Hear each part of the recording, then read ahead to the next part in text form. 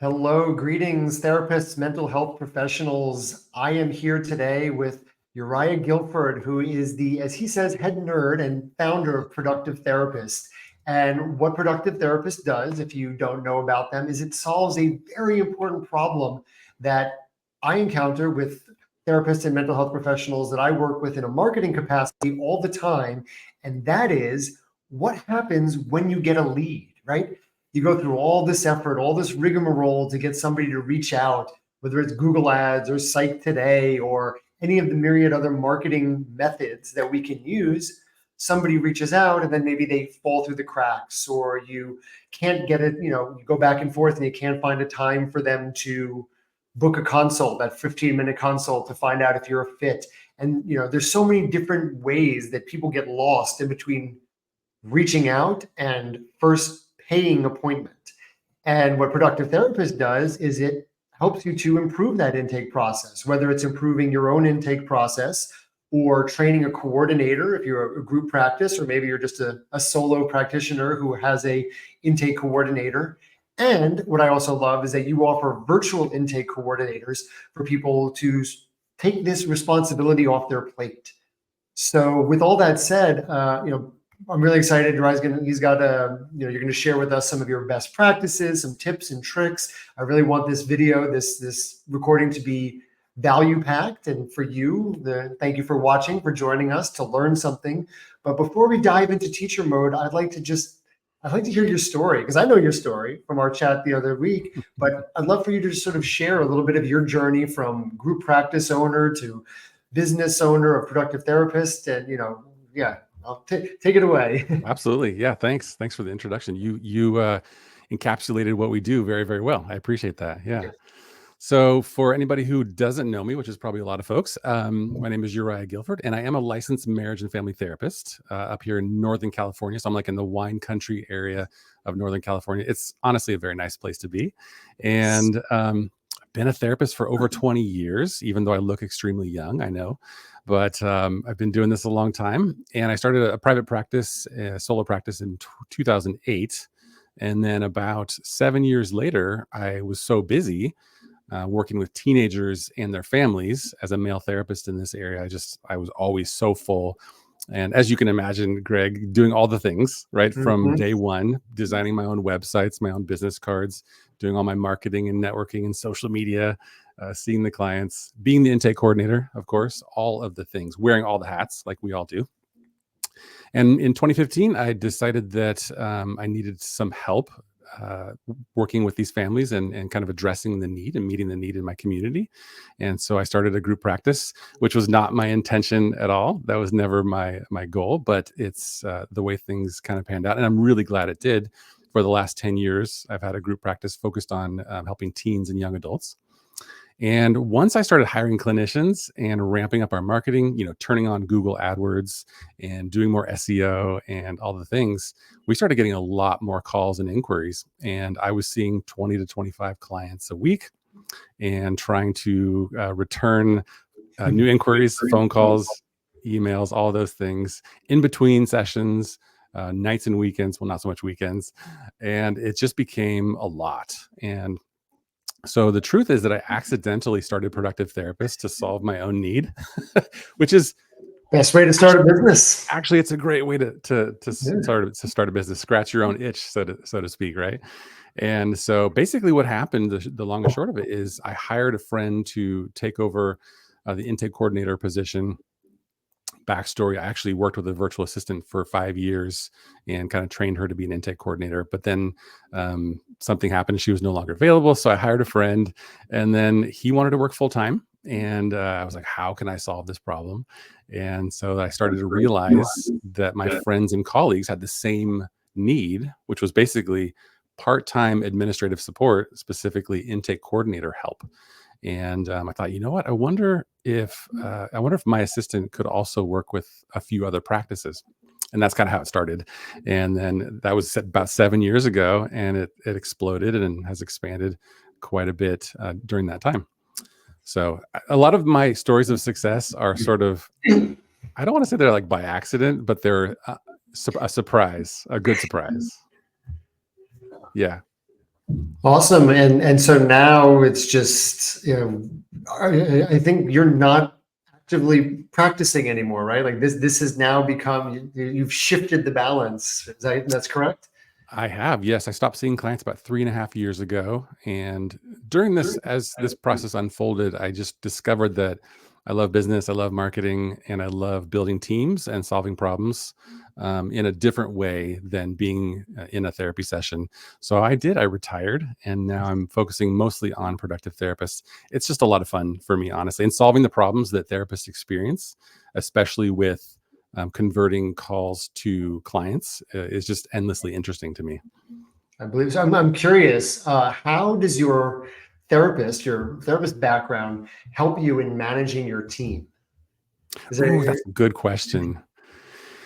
Yes, I think it's a pro and a con, to be honest with you. I think the benefits are I've developed a lot of emotional intelligence from being a therapist for so many years. So that makes me, I mean, I do hear from my people that they appreciate the way that I lead and the empathy that I bring and the understanding, the listening and problem solving kind of approach. So I think that has helped me tremendously in both yeah. parenting and running a team. Definitely. Sure. Yeah, and it is an emotionally intelligent leader is such a valuable asset to the employees for right to foster that. It's so important to foster the environment where your voice, your opinions matter, where it's a safe space to say to the boss, like, "Hey, that didn't feel good," which is of course scary for an employee to do, or yeah. So Definitely. very, and as a parent, of course, the emotional intelligence needed on a daily basis as a parent to. Yeah. So, okay. So with all that said, I'm curious, what have you found is the biggest challenge that let's, a lot of the therapists that I work with are solo practitioners Hmm. or very early, 2 to 5 clinician teams, often associates, so within that bracket or anything else you'd like to share too, like what are some of the biggest challenges that you see that the therapists are encountering at this stage of their intake evolution? Definitely. I mean, there's so many challenges for modern therapists, but I think a lot of us unintentionally are flirting with burnout Mm, because we're at the heart of it. We are caregivers. We love working for our clients and helping them. But as we become solopreneurs, like I said before, we quickly take on all of the responsibilities. And you don't realize until you get into it how many things there are to do to provide therapy and to run a business, to start and grow a private practice.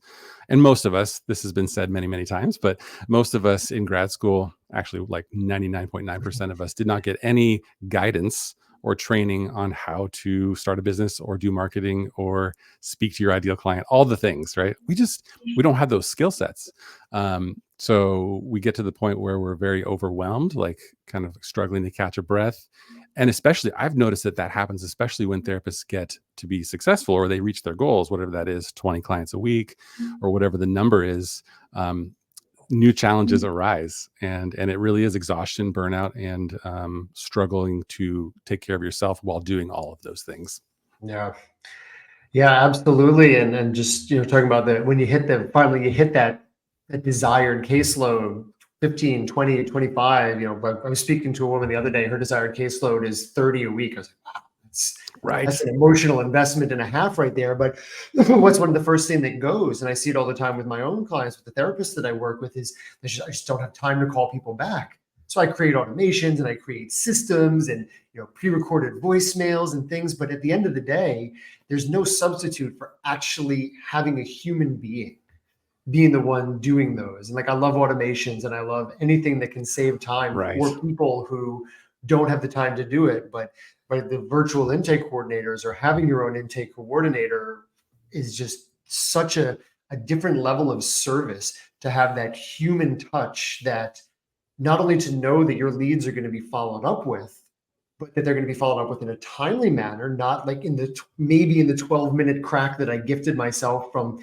3:48 to 4 o'clock before my next client shows up, right? Like, so yeah, I hear it all the time that Yeah. it's so much easier to call people back when you're not full, but then how do you continue that level of intake or onboarding or whatever term anyone watching Yeah. this might use when you're full or close to full, and then to avoid the dip that comes with it. And what ends up happening too is that we start to feel guilty because we're not getting back to Mm, people quickly enough. I've talked to many therapists who feel very bad about waiting 3 days, 4 days, or even a week sure. to call people back because we want to help. We would like to help everybody if we could, but Yeah. busier you get, the less capacity you have to provide that customer service to new potential clients. So it makes sense to build in as many automations as you can without losing a touch of that human component that you talked about, that I Right. think is still important, and I certainly hope is remains important well into the AI revolution. Yeah.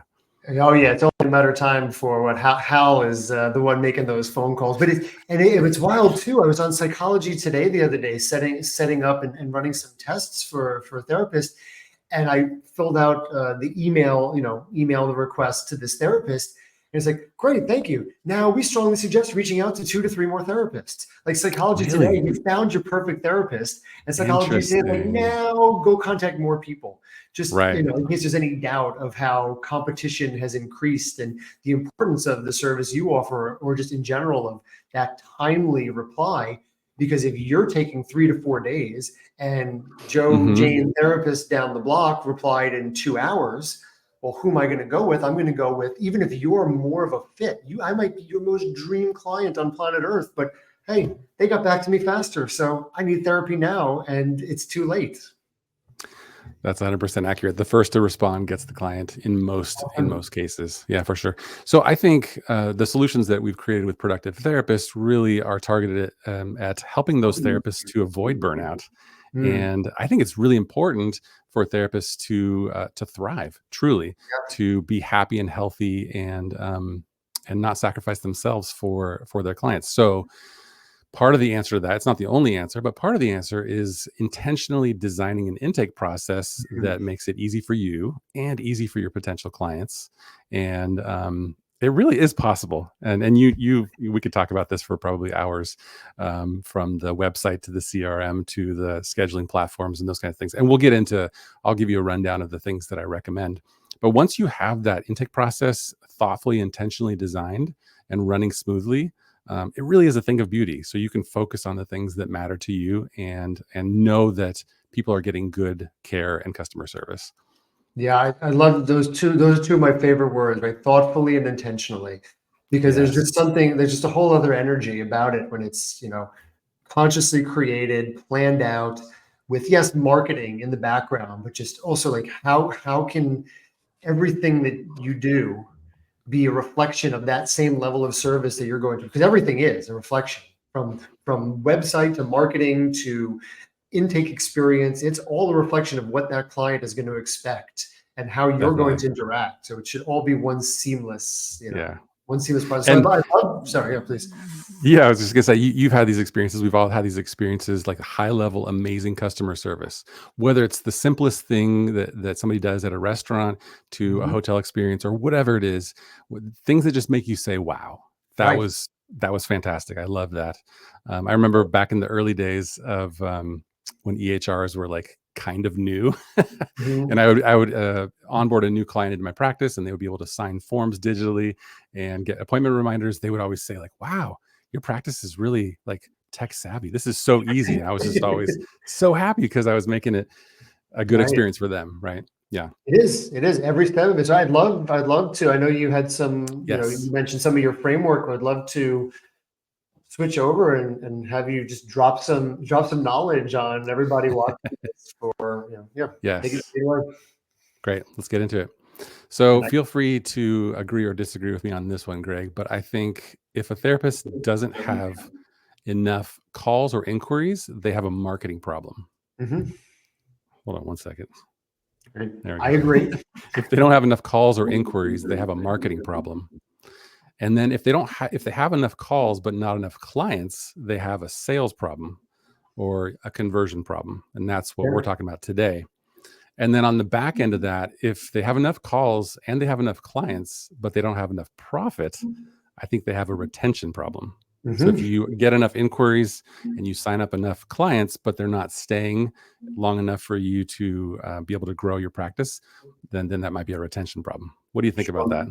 I agree on every single step of that.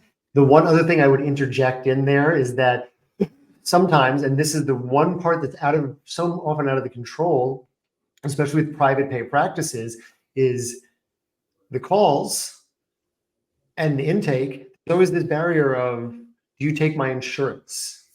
Right. And that's always, even if we make it crystal clear on the website, private pay client or private pay practice, I take zero insurance, here are my rates.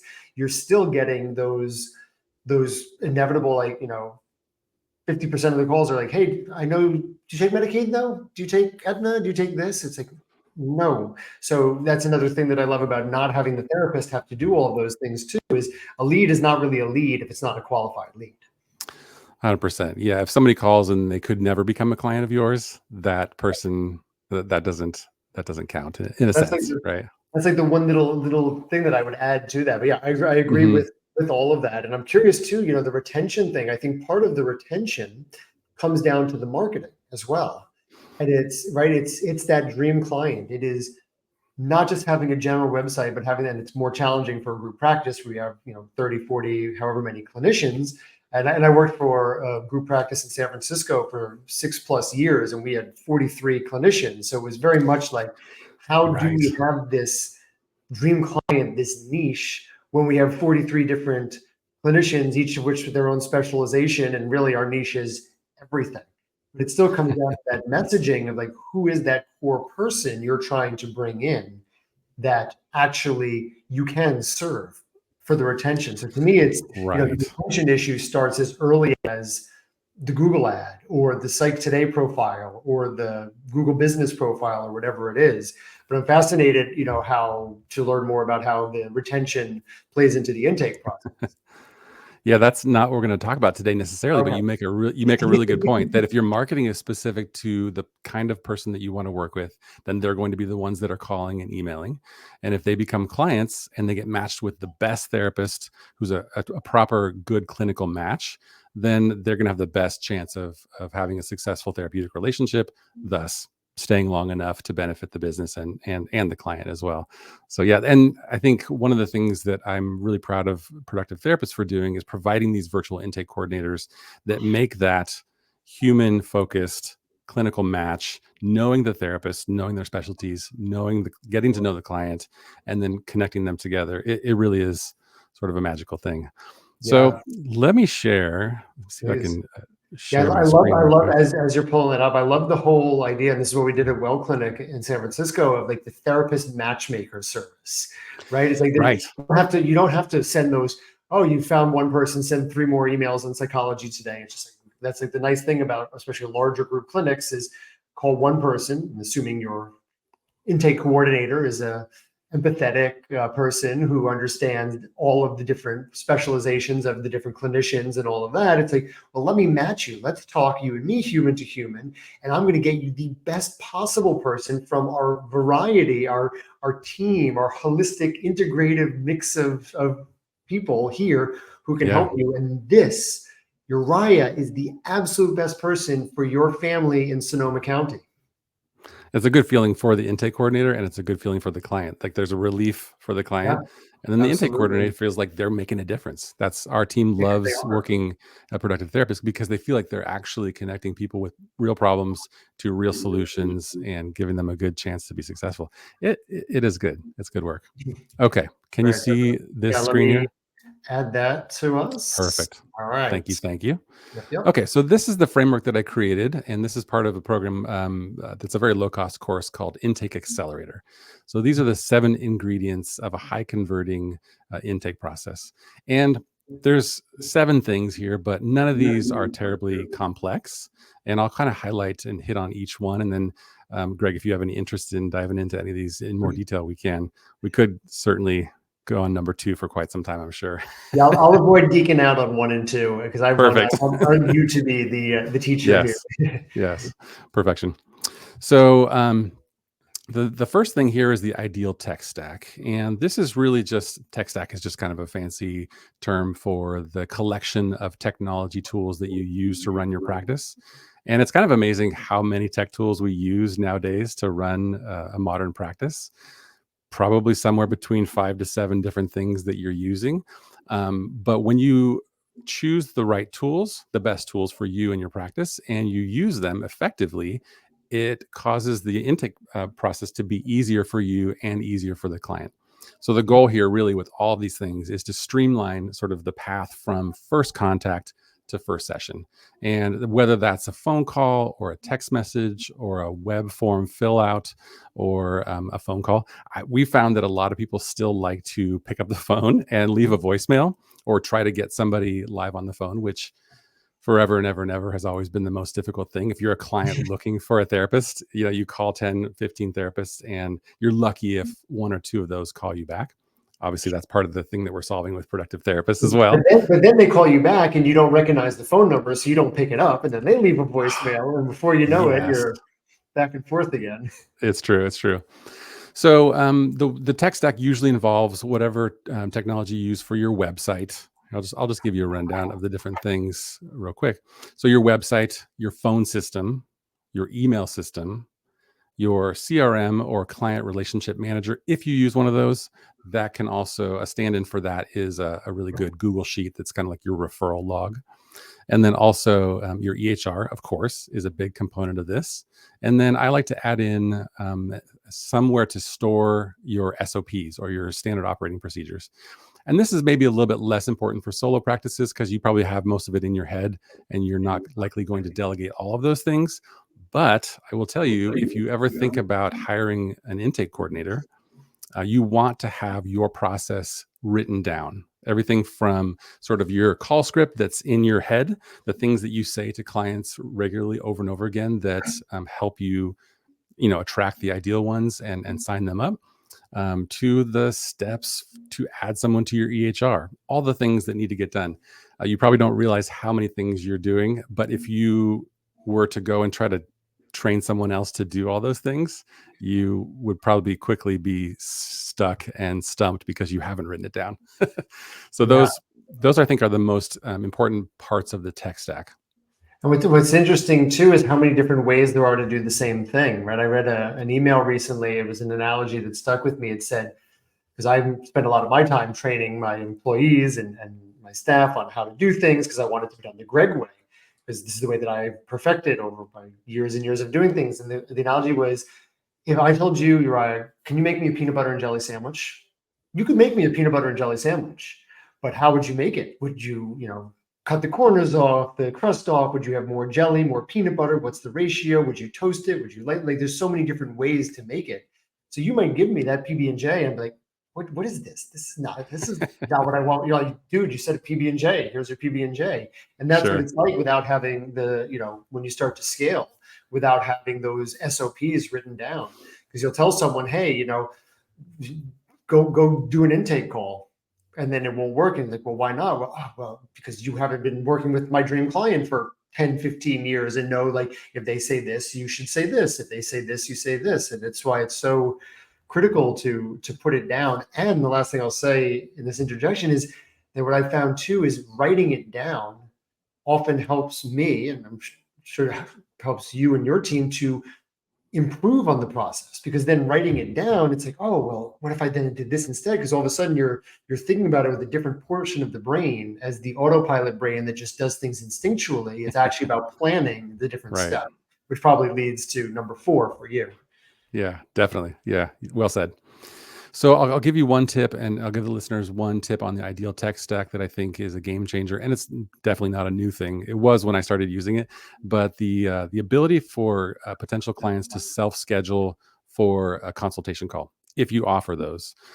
Because I think, like to your point, when people call, leave a voicemail, and then just the back and forth phone tag, I've always found that giving folks the ability to schedule that call right from the website, which is so easy to do these days with things like Schedule Once and Acuity, and those types of tools. And I think psychologically it's really helpful because it gives the potential client the ability to finish an action, right? So if you're looking for a therapist you call 10 people and then it's just like free floating anxiety about what's going to happen. But if you find a therapist that looks fantastic and you're able to go on their website, book a call for Tuesday at 10 a.m., at least you know, okay, hopefully I'm going to connect with the person that's going to help me. So I highly recommend those. And if you're a solo practice, in most cases, you can definitely use, well, I should say Simple Practice has that feature built in where you can put that widget on your website and you don't have to use another tool. I don't think all EHRs have that. But that's something that I would do if I was starting over from a ground zero today. Yep. Agree. Definitely. 100%. The conversions go up exponentially when at Well Clinic, when we implemented that, probably around 2018 or so, the self-schedule, and we saw just our conversions just went, I don't remember the numbers, but a lot. Yeah, that's great. So the ideal tech stack is number one. And here's the thing, you can always use the tools you have a little bit better, because all the tools that we use have features that we don't even know about and that we're not using. So I would encourage you to dig into that a little bit further. Number two is a conversion optimized website. And this is obviously another huge training that Greg can help you with, and that we could certainly geek out about. The things that I focus on with the website is, well, number one, the contact page I think is super important. And one common mistake that folks make is they put too many options on the contact page. And you got to put yourself in the mind of your potential client. They're in some sort of crisis, right? Whether it's mild, moderate, or severe crisis. And it might even be 2 a.m. in the morning and they're searching for a therapist. So you want to simplify, and tell them exactly what you want them to do, which does definitely start with like your homepage and speaking clearly to your ideal clients. And the thing that I love to do, Greg, is I love to review and rewrite homepage headlines. My wife was laughing at me the other day because we were taking a walk and I took a picture of a flyer that someone had taped to a pole. And I was like, I could rewrite this and make it better. But it's really like, it's, what people used to do back in the day is they would build a website for their therapy practice and they would write, "Welcome to my website." You remember that? Of course. And it's like, that is not helping anybody. No. So you want to speak clearly to the person that you most want to work with. So that's number one. And then number two is clear calls to action. So the buttons or the places on your website where you tell people what you want them to do next.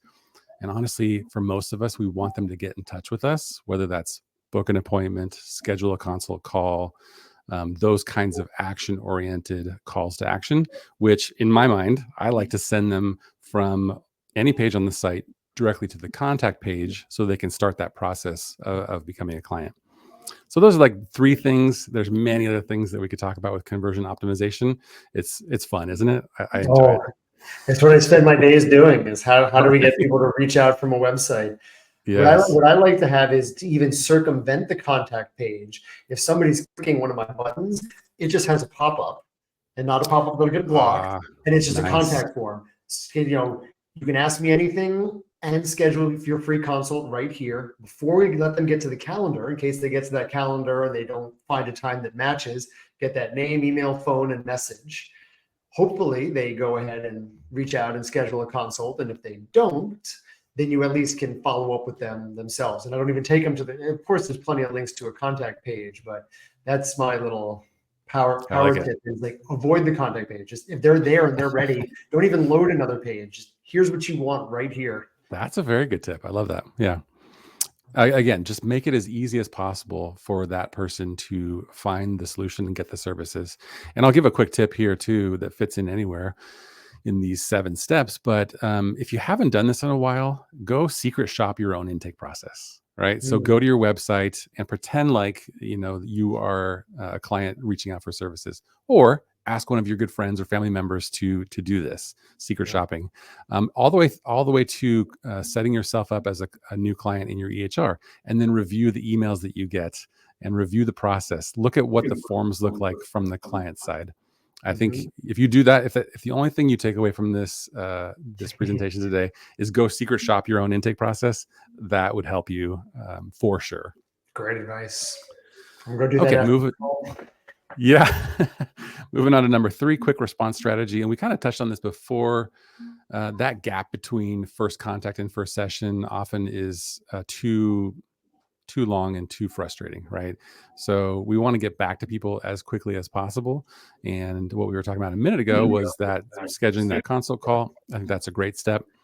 The highest level of customer service to some degree is you call the business, they pick up the phone, and they solve your problem right then, right?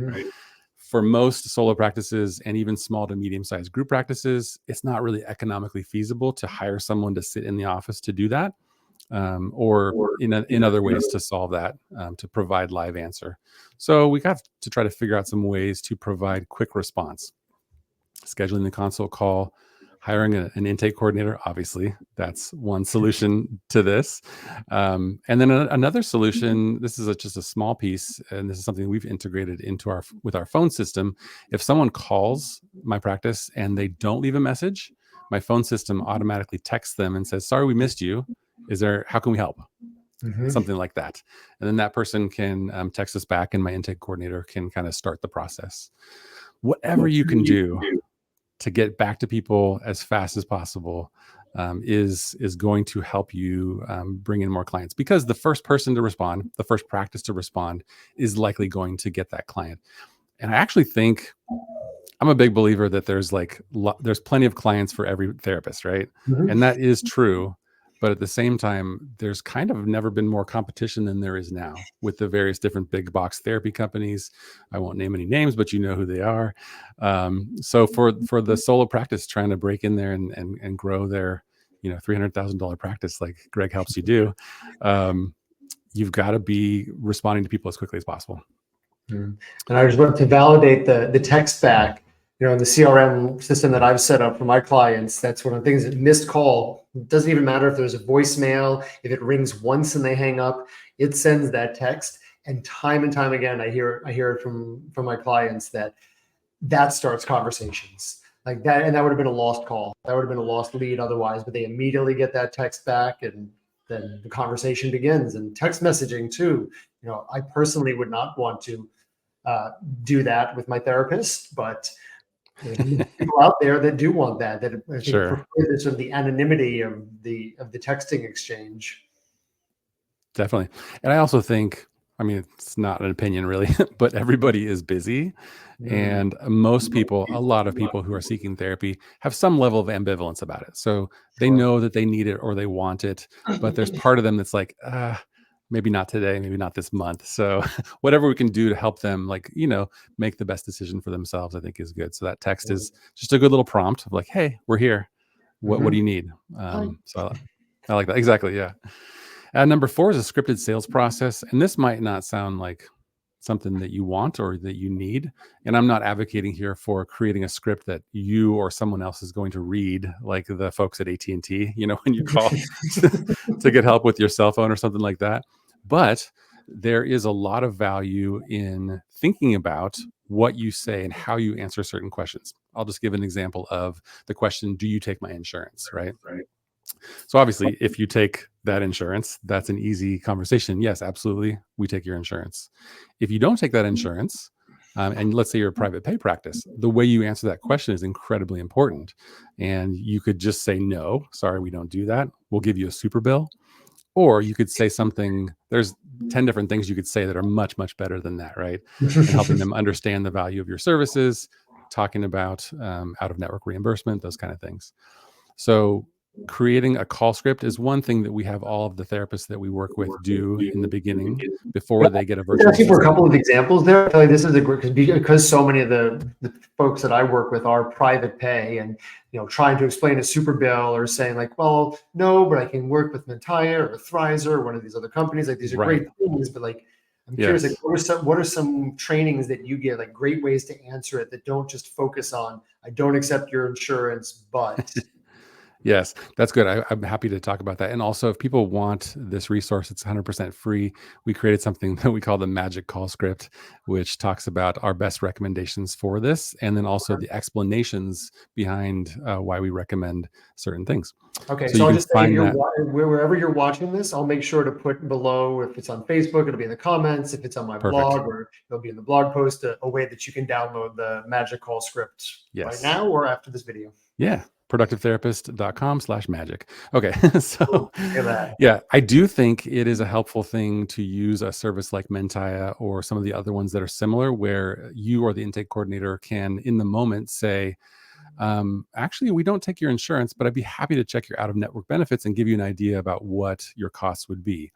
And we started doing that about 6 to 8 months ago or so. And it doesn't always change the decision or the outcome, but it's a nice customer service thing to do.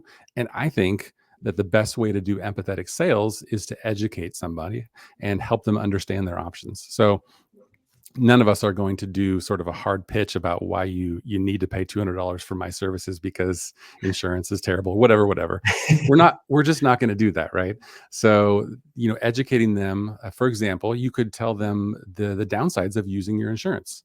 If you want to get into that conversation and you feel like this is a great client for you, you could tell them about how insurance decides how many sessions that you get to have with your therapist, and your information is not actually private. So you could, if there's time and space to do that, you could unpack the benefits, the pros and cons of using insurance.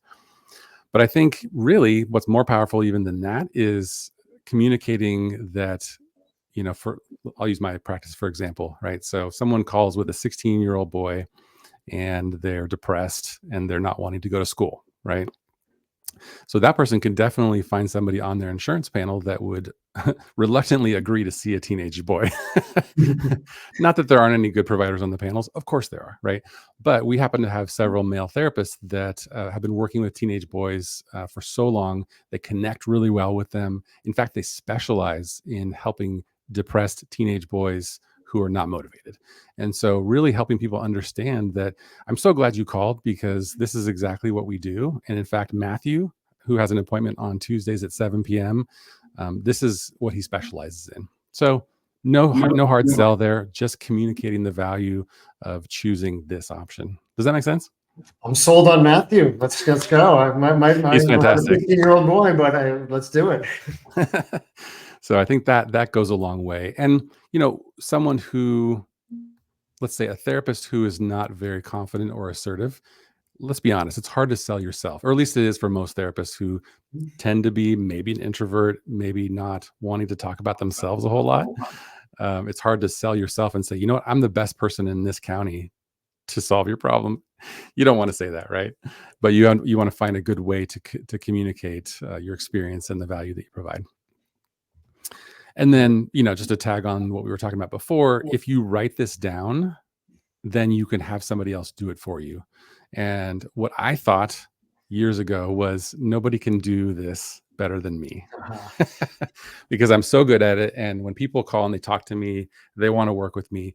But then I started hiring clinicians, and then I was the intake coordinator, and people wanted to work with me. And I was like, well, no, Matthew's great. You should really work with Matthew. So it was really helpful when I wrote down the things that I would commonly say, and then I could give that to my intake coordinator and say, here's what I want you to do. Here's what I want you to say, how to answer these questions. And actually, I'll tell you, Greg, I thought the numbers would go down, like the conversion numbers, the number of clients or calls turning into clients, they actually went up, which was surprising. Yeah. Yeah. What do you attribute that to? I'm curious. The number one thing, well, the person that I put in that role was very empathetic and relatable and friendly and helpful. So I had the right person in that role. And then number two, the person on the phone, no matter how much they liked the intake coordinator, couldn't work with them because they weren't a therapist. Yeah. Right. And then I could tell them my schedule's full. If anybody calls wanting to work with me, it's a no. Right. So that helped me. Makes sense. Yeah. Okay. Effective follow-up process. There's a bit to say about this, but I just want to say my recommendation is to follow up multiple times.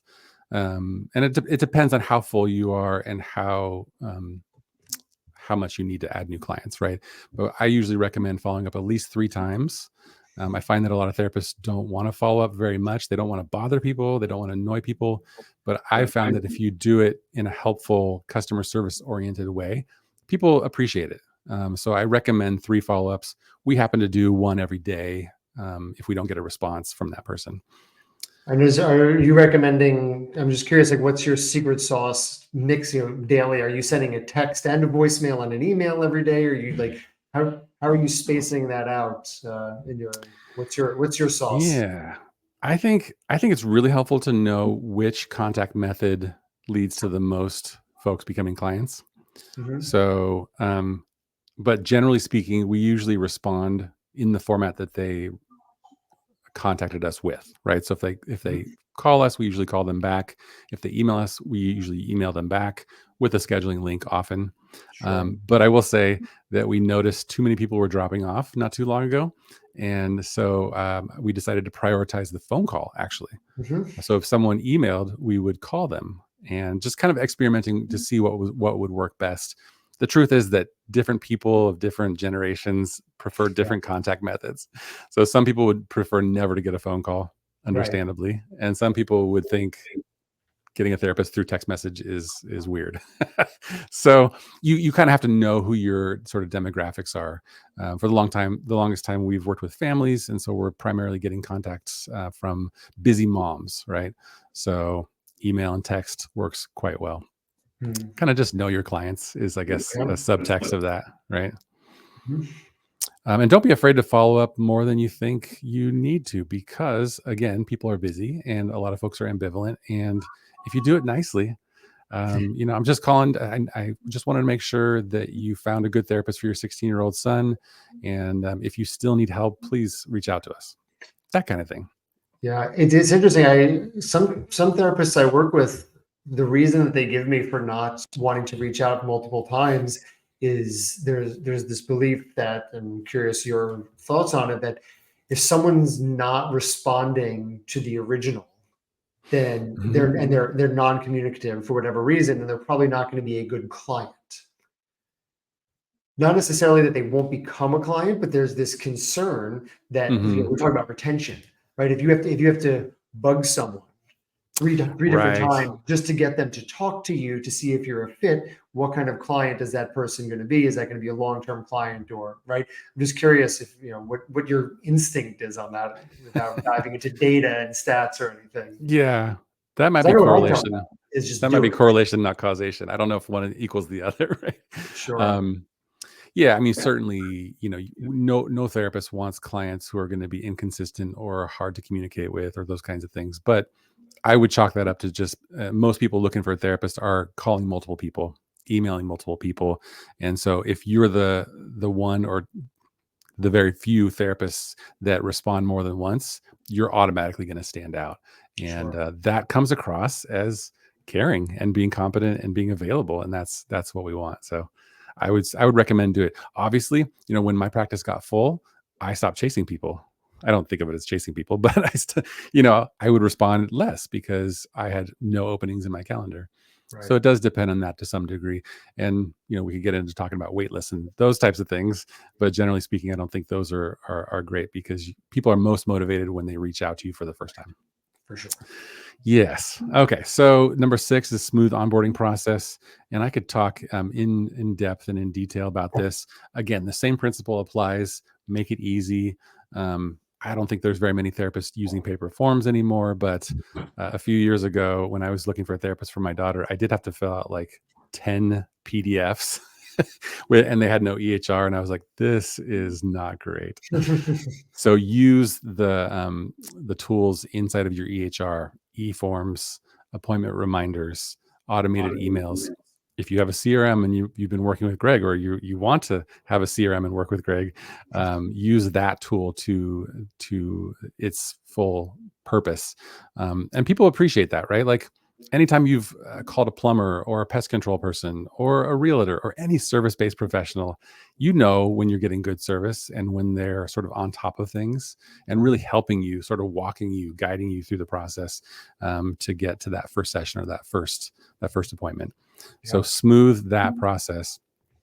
And most therapists don't go through their own process, right? Like I said before, so they don't know like where the speed bumps are. So I would recommend that you do that. See what it's like for a potential new client. New clients coming in are not going to tell you, you know what, your forms are too long, and what, I don't know what kind of feedback they might give you. They're not going to tell you the problems with your intake process. Somebody like me, who's a consultant, will tell you. Yeah. So lots more to say about that one, but I just want to just cap it off with that. Use the tools that you have and create a delightful experience. Honestly, I mean, one of our core values at Productive Therapists is we aim for surprise and delight. So we try to create experiences both for our internal team and also for the therapists that we serve that are surprising and delightful. And how often does that happen? Not very often. And when you have an amazing experience with a service provider, what do? You go tell your friends. You tell their family. Maybe you write a review. So there's definitely a lot of room, especially in the age of sort of BetterHelp and these kind of like commoditized therapy services, to stand out and be personal and be human and do nice things for people. It sounds like that's A not novel concept, huh? I know, what a novel concept. Be a human and care. Yeah. So that goes a long way. And then the last one, I'll just end with this one: regular evaluation process. Sometimes we create systems in our businesses and we just kind of set them and forget them. Don't go back and review them. And you want to do this on a weekly or at least a monthly basis. You want to look at your numbers. You want to look at how many clients reached out. You want to look at how many people or potential clients reached out. How many of those became clients? Are the numbers good? Could they be better? Could some of these tips that we talked about today lead more callers and folks clicking on your website to become clients? And in our situation, if we, when we pair people with a virtual assistant, that's part of our process where we give them regular metrics and we make ourselves available to discuss that and find ways to do this better and to help people more quickly. Awesome. Yeah. That's great. Do we want me to leave the slide up for anything else, or no, we can take it down. Sure. Cool. Yeah. Well, I really, I appreciate the tips and the overview, and I've actually downloaded the magic call script. Oh, excellent. I actually think that's how I found you. I found you, and this is a great thing too for anyone watching who's looking for. Obviously, I'd love to work with anybody watching this, but there's a lot of wonderful people helping therapists out there. And one of the things that Uriah offers as a productive therapist, it's directory.productivetherapist.com. Right? Is that right? And it's just a full directory of tons and tons of wonderful people who offer services for mental health professionals, from marketing to copywriting to SEO to I'm fully aware. I've been doing this for 18 years, and there's a lot of other people out there doing it too. And there's someone out there for everyone, regardless of what you're looking for. And the directory is a great place for people to start looking for stuff too. Definitely. I think that's how I originally found out about your services, was through the directory. I like it. But I'd love to also just offer you, if there's anything else you'd like to share about working with productive therapists, some next steps, if you wanted to share any of that, please do before we say adieu. Absolutely. Yeah. All of our resources are at productivetherapist.com. So that's where you can we've got a podcast that I think is amazing. I wrote a book that you can check out, and we've got a few courses that can get you started, in addition to that magic call script, which is a free download for you. So yeah, would just love to support more therapists. I love what we do, and trying to prevent therapist burnout and help folks get more done so they can have more fun. Ooh, a rhyme too. Yes. Awesome. Well, thank you so much, Uriah. I appreciate your time and sharing your knowledge, and of course, everything you're doing for preventing burnout. And, I know you and I talked about it the other day, that just this shared mission of just making the world a better place, right? And when therapists are more resourced to serve clients, instead of spending all that time doing admin and having clients not become clients, right? It's just, that's the goal, is the ripple effect: more people, more help, more lasting impact, and improving our collective mental health one person at a time. Absolutely. Thanks for having me. Thank you so much. I'm going to say goodbye now, and if you have any questions, feel free to contact Uriah directly, and have a beautiful rest of your day.